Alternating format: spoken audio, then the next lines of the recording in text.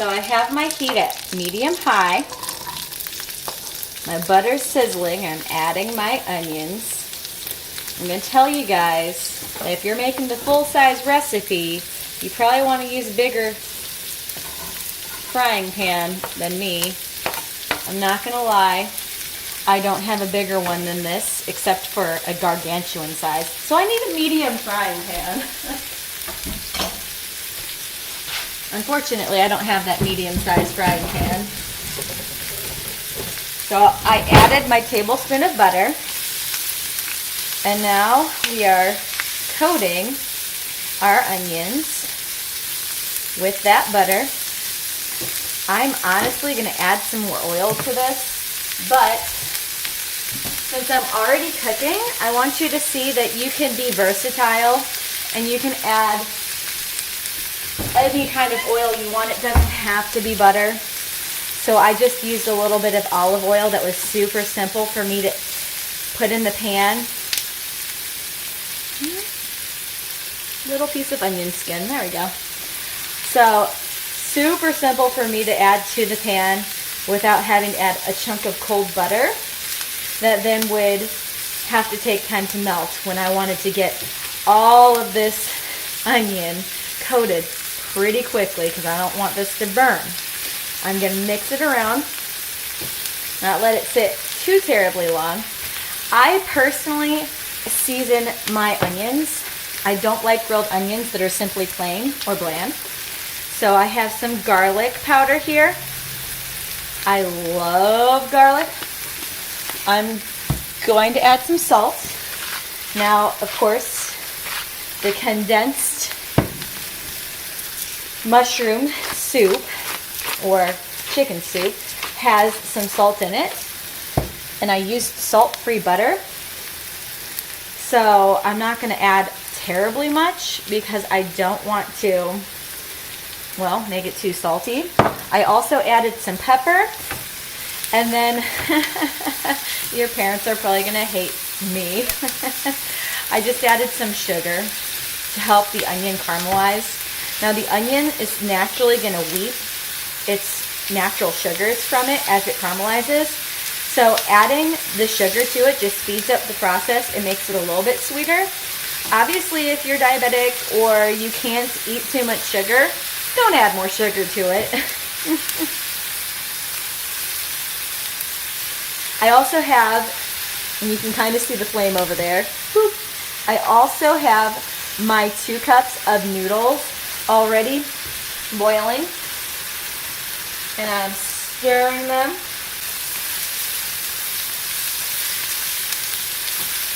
Alright, my onions are ready to be added to my casserole dish. I've already pre-greased the dish.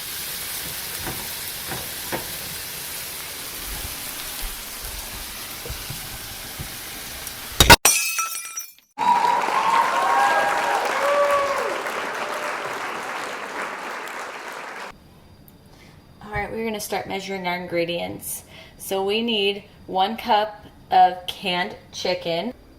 I took a bunch of chicken breast and I added it to my pressure cooker or my Instapot, and I'm going to use this for quite a few applications. So I have enough chicken in here for cheesy chicken casserole and many different recipes. There was a ton of chicken, so I simply wanted to shred it to make it the easiest to cook and make it most versatile, since this recipe either uses canned chicken, which is pre-cooked, or you can use any chicken that you have pre-cooked before.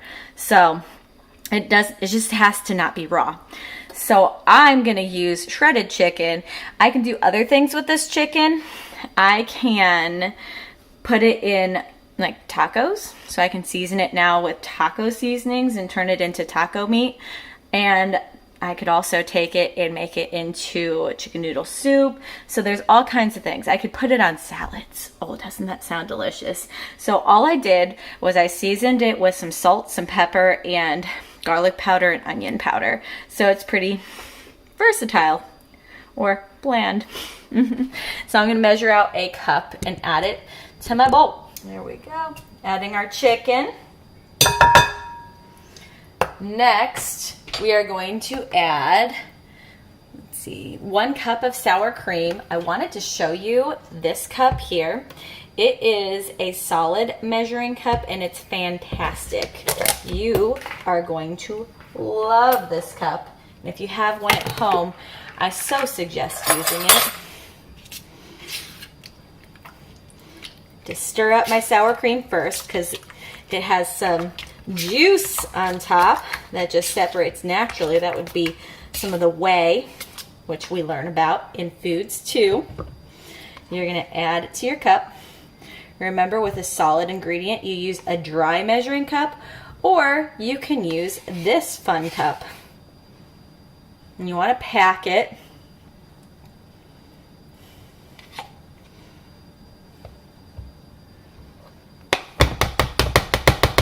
And we are also going to level it off the best we can. There we go.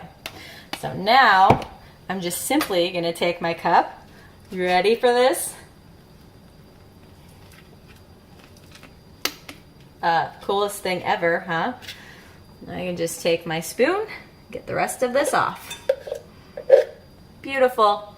Measuring salt ingredients couldn't be more easy. If I used a regular cup, I'd be trying to get into that cup with a rubber scraper for days, getting this sour cream out of the cup.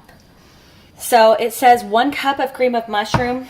This can right here is 10.5 ounces. This will suffice for what we're using it for because this actually has a cup and a half of the cream of mushroom soup in it. So I am simply going to use the whole thing because having a little bit of extra cream of mushroom in this recipe is not the end of the world. In fact, I might add just a little bit more chicken just for fun if it seems like it's too saucy. We are savory cooking right now, so accuracy is not the most important thing in the world because it's not going to affect our recipe as much as if we had like a baked good, which is reliant on accurate proportions. Next we have the 1/2 cup of cheddar cheese. I know this was a confusing one for everybody. This one is considered a solid, and I simply dip my cup into the cheese, I pack it, and I level it off as best as you can with your hands. You can't actually use a level to scoop across this because obviously it's just gonna make a mess. So I have it pretty level, and you know, who doesn't like extra cheese? Maybe we'll throw more in there for fun.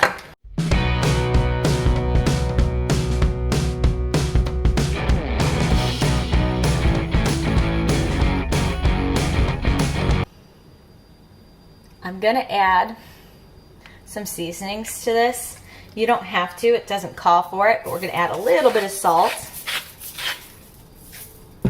We're gonna add some onion powder. I'm going to add some garlic, some pepper,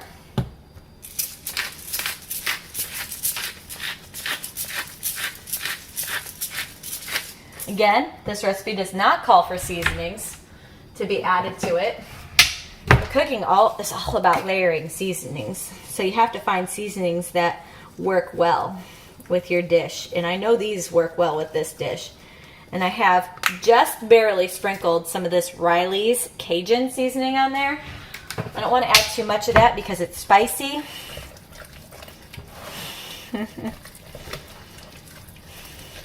Okay, now we are going to add I'm going to switch from my rubber scraper to my wooden spoon because there's much more mass to this now. My rubber scraper is actually kind of flimsy.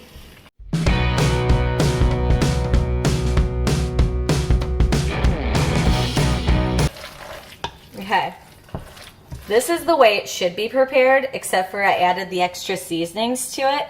I'm going to show you guys my secret ingredient when I make any kind of casserole that has a cream base to it.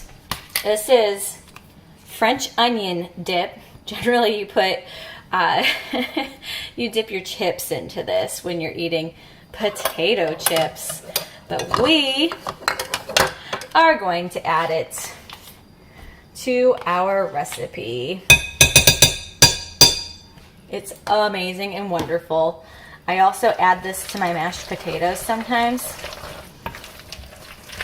You know what? I don't have much of this dip left in this container. So guess what I'm gonna do? I'm gonna add more. The rest of it. So, like I've said before, we are not baking right now, where accuracy and your measurements are important. So, and I can also tell that my mixture here seems a little bit dry. It's probably because I used a different noodle than we usually do. So again, like any other recipe that I've demonstrated, if you change ingredients up, it might change the proportions of the ingredients that you use. I don't know if that makes any sense, but just like the apples, because the apples were a little bit bigger, we had to add more water. If with the mashed potatoes, if you had bigger or more mashed potatoes, you might have had to add more milk or butter. So in here, changing the noodles definitely changed the proportion of my ingredients, my solid ingredients. So now we're going to come over and add this to our casserole dish.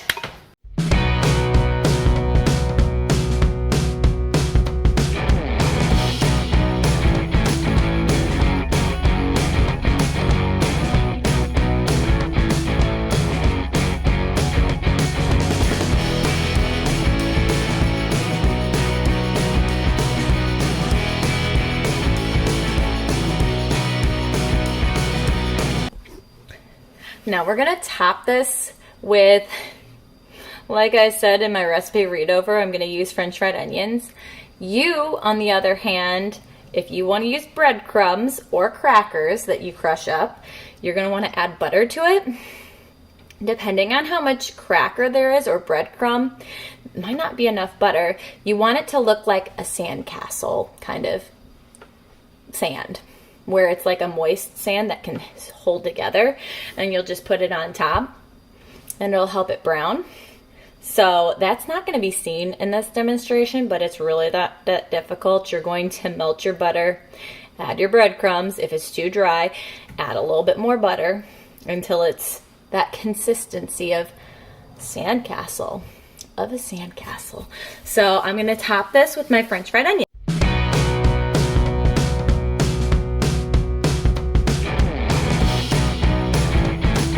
Next, we are going to top the dish with more cheese, and not gonna lie, I'm not measuring out this cheese because the cheese is my favorite part. I'm gonna, put it on there nice and generously, but not too crazy. So we are going to top this with foil. You have learned in your notes that the purpose of topping your casserole dish in foil is to prevent your toppings from burning.